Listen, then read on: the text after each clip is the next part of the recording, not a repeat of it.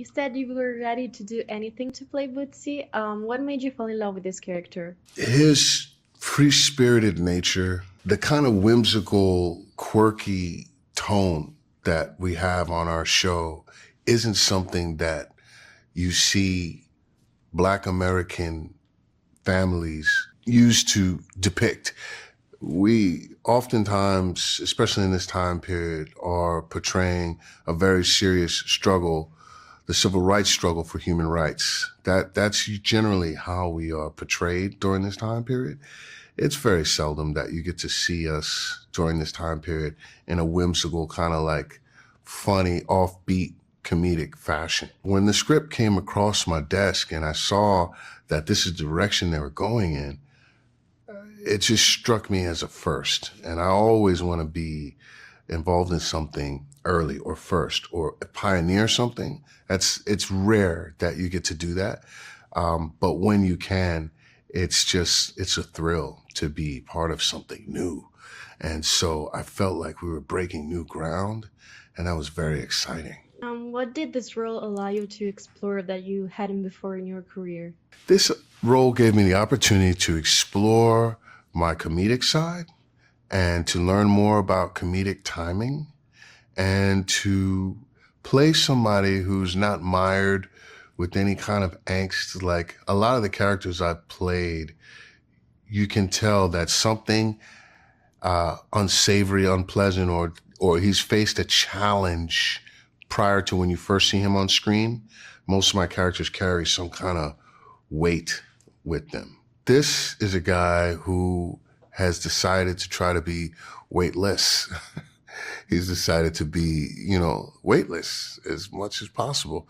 And so that was a great change for me. Paul Hunter created a very stylized visual universe. How did that shape your performance on set? A lot of the visual techniques he was employing, I didn't realize until after I saw it afterwards, because the sets, we use a lot of practical stuff. We would work surrounded by this wonderful assembly of period cars that they had wrangled.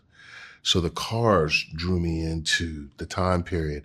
We were shooting in sometimes neighborhoods that haven't really been changed that much since the late 60s, like literally. The wardrobe, all these things, they draw you into the experience as an actor because you're surrounded by them.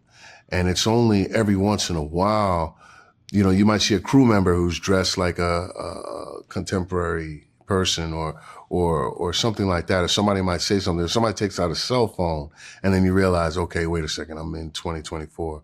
But other than that, it was an immersive experience as an actor because everything around me was reflecting the time period that we were depicting.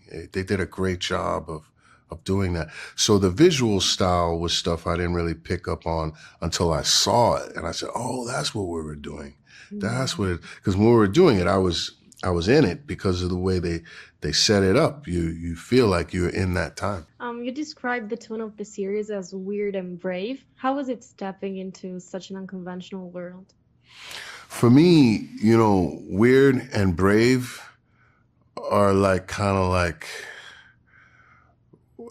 those are the tenets of how I live my life. So that was not that big of a change for me, you know what I mean?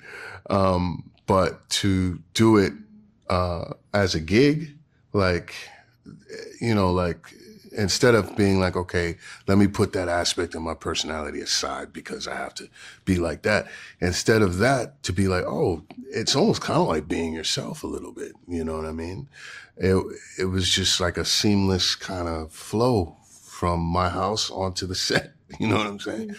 Or I was on location. So from my hotel onto the set, it was not too different. You know what I mean? If I'm making sense.